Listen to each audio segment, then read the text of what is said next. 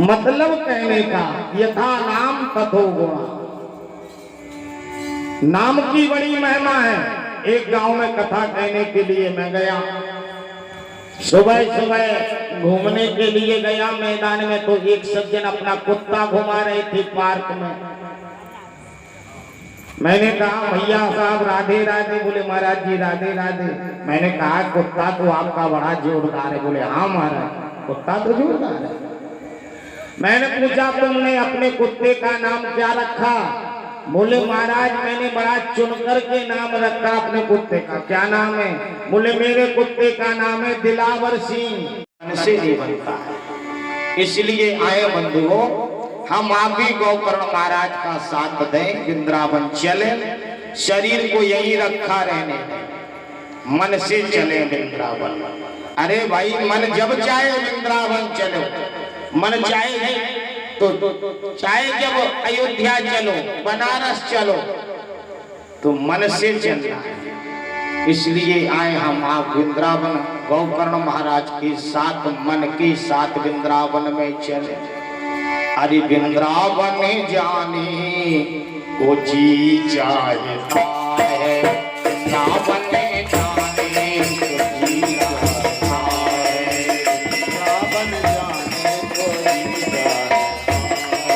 चाहता है, राधे राधे गाने को जी चाहता है, राधे राधे गाने को जी चाहता है, वृंदावन जाने को जी चाहता है, वृंदावन जाने को चाहता है, राधे राधे गाने को जी चाहता है, राधे राधे गाने को जी चाहता है, राधे राधे गाने को जी चाहता है।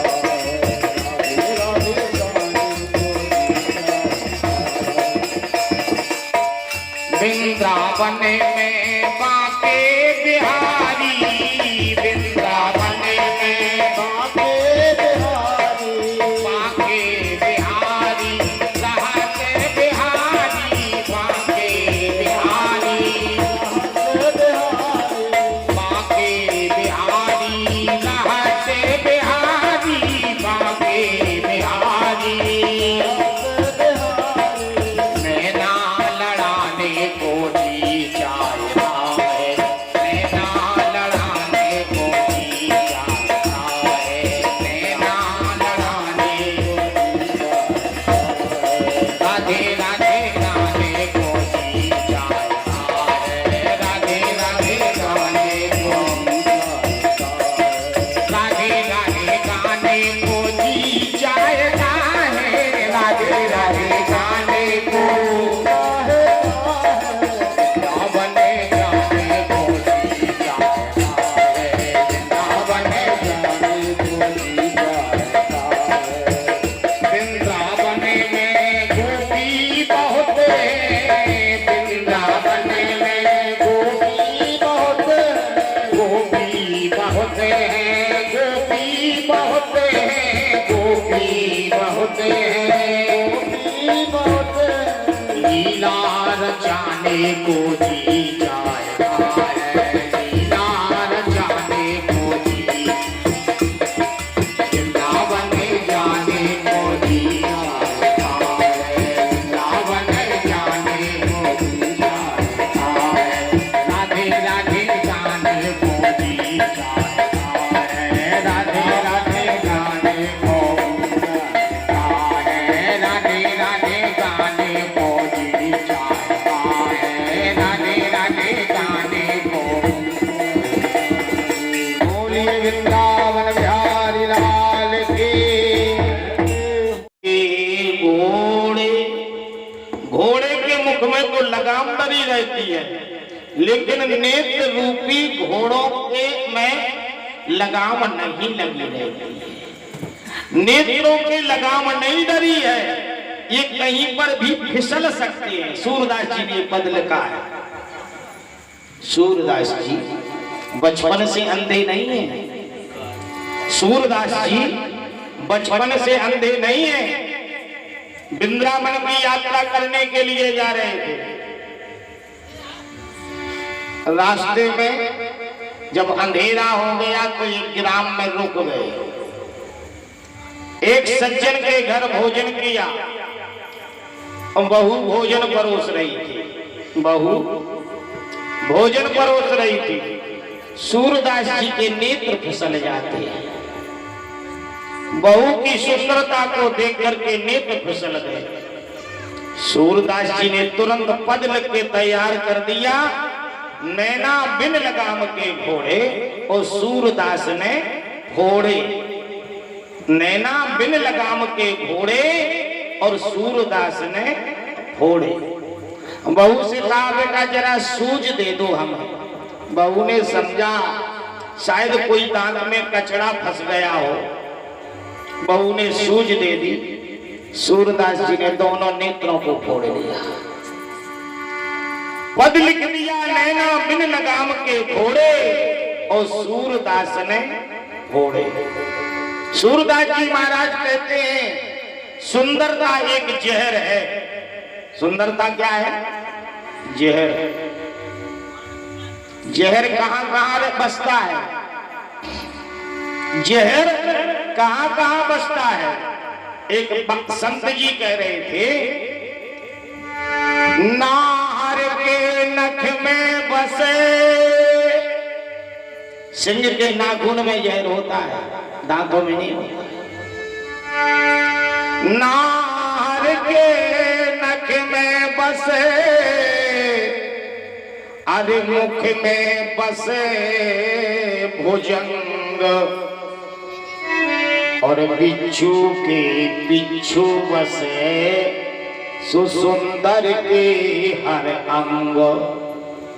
नार के नाखून में जहर, नांग के मुख में जहर, और बिच्छू के पिछले भाग में जहर, और सुंदरता के अंग अंग पर जहर वास करता है। ये जहर कब काम करता है? बोले आई विष तो काटे चढ़े। सांप का जहर चढ़ता है काटने पर, लेकिन सुंदरता का बोले ये चित बत चढ़ जात। और ज्ञान धर्म और कर्म को सुजरा मूड सो खात। सुंदरता का जहर मात्र देखने से सारे शरीर पर चढ़ जाता है, ऐसा जहर है सुंदरता का। बंधुओं, एक बार देखो, अपने कथा प्रसंगों को याद रखना। शायद हम भूल जाए कहा कथा छोड़ी, तो तू आप लोग याद दिला देना।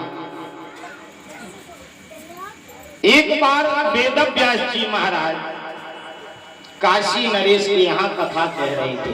कहा? काशी नरेश के यहाँ। काशी नरेश की कन्या भगवान की कथा सुन रही थी। और कथा का सिद्धांत क्या है? कथा सामने बैठ करके सुनी जाती है, तब उसका फल प्राप्त होता है। नहीं तो टीवी से नहीं कहे हम आप कथा, मोबाइल से कथा, उसका फल नहीं है। हमारे मनीषी जन लिखते हैं, अरे सन्मुख हो ये जीव मोहे जबानी, सन्मुख हो ये जीव मोहे जबानी।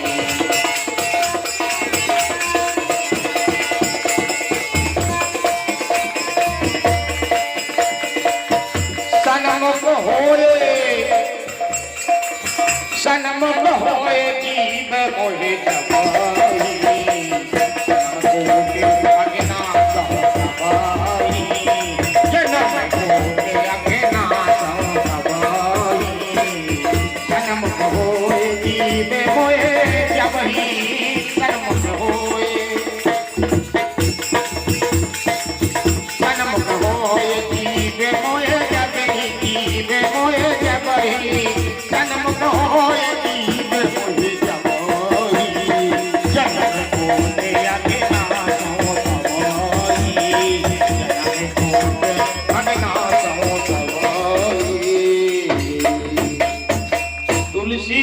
महाराज कहते हैं कथा का सिद्धांत है जीव को कथा सन्मुख बैठ करके सुनना चाहिए, तब उसका फल प्राप्त होता है। सन्मुख होए जीव मोहि जबहि, और जन्म कोटि अघ, जन्म जन्मांतर के पाप कब नष्ट होते हैं? कथा को सन्मुख बैठ करके सुनना चाहिए, अंधेरे में बैठ करके नहीं। हम भाई कथा क्यों सुनते हैं? कि हमारे जीवन से अंधकार निकल जाए, प्रकाश आ जाए। लेकिन कथा में आते हैं फिर भी अंधेरे में बैठते हैं, बोले महाराज हम अंधेरे में अच्छे हैं, महाराज हम अंधेरे में अच्छे हैं। एक गांव में कथा चल रही थी, सेठानी बोली, सेठ से बोले देखो भगवान की कथा चल रही हो, तुम कथा सुने आओ, हम तो दूतना हो गए सुना सुना। सेठ जी बोले हम दिन भर दुकान से थके बांधे आओ, तो हमें का फुर्सत है। सेठानी बोले भगवान की कथा कभू कभू सुनने मिलत, जिंदगी में धंधो तो लगो ही जाने, और जो ये 10 को सिक्का ले जाओ उसको चढ़ा दियो, आरती आए। अब सेठ जी बोले 10 को सिक्का चढ़ाओ नहीं आए।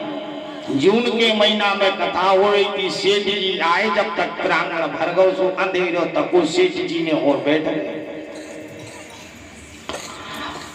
जैसे ही बैठे और हवा की लहर कथा की कहानी सुनी सो सेठ जी नींद में दब गए।